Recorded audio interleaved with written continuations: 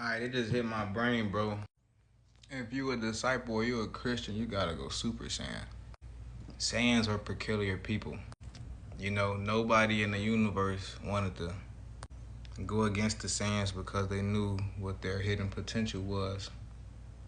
Now, what's crazy is the only way that they was able to really unlock their hidden potential was if something angered them so much to the point where they had to level up to defend justice, to defend what was right, and to exterminate what was wrong.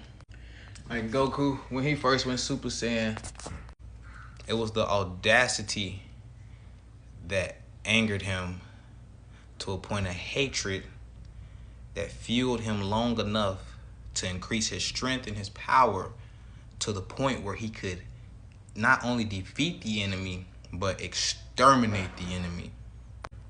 And the enemy always knew that they could do this. But once the Saiyan actually did it, he knew there was no limit to this. And after you reach a certain maturity, you have to control it.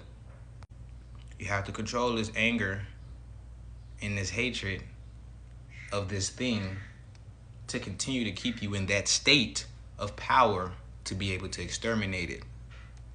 Not just defeat it, exterminate it. That's supposed to be Christians in sin.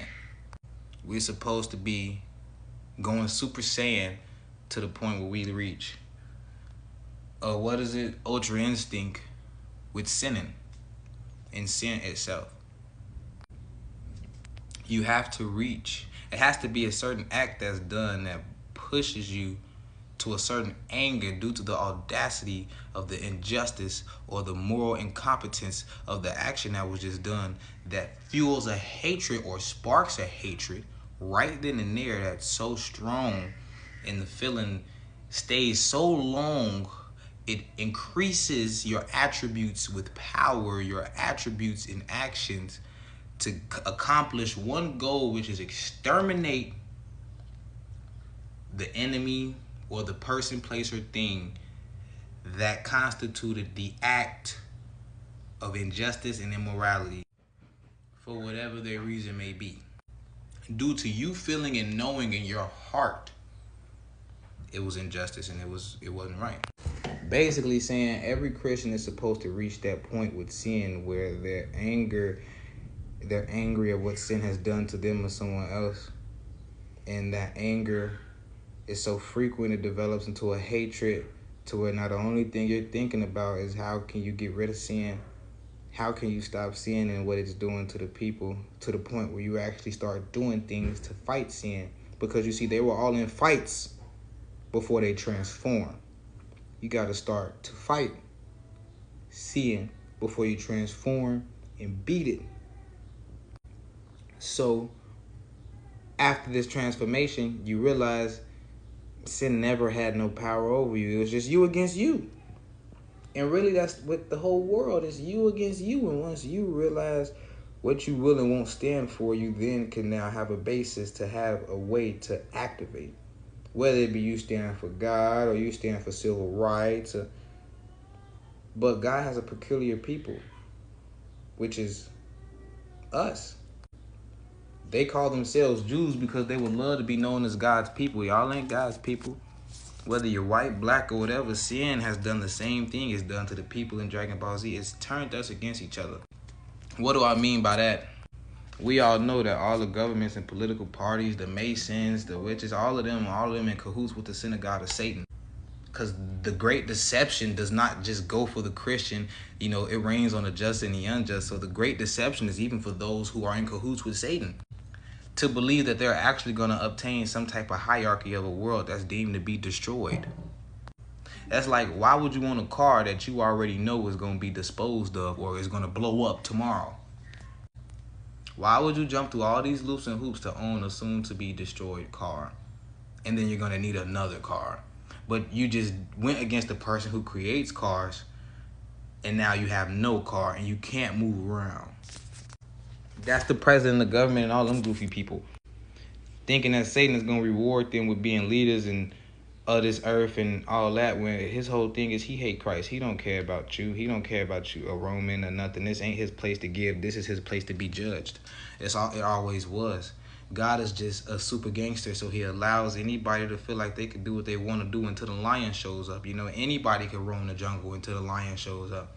And the lion can see you afar off. If he ain't hungry, he ain't finna come over there. But when he does, I think everybody knows it's pretty clear who's the boss is and what happens regardless of who been playing boss. And if the boss who's been playing boss ain't willing to fight the big boss, I think silence speaks volumes. To not make this too long, man, what I'm saying is we're a peculiar people. It's not blacks versus whites. It's sin that got these white people thinking Satan is more with them. Like he hates them less than he hates black people. The only reason black people get all this hatred is because Satan hated everything about God. This ain't no religion. You got to take that religion and put it in the trash. This is the reality. Like, there's real history that supports this. There's real lives. There's real governments that constructed themselves to go against Christ and his people. The whole world has been constructed to keep you from following God and what his law is. Because God's law takes the pleasure out of life.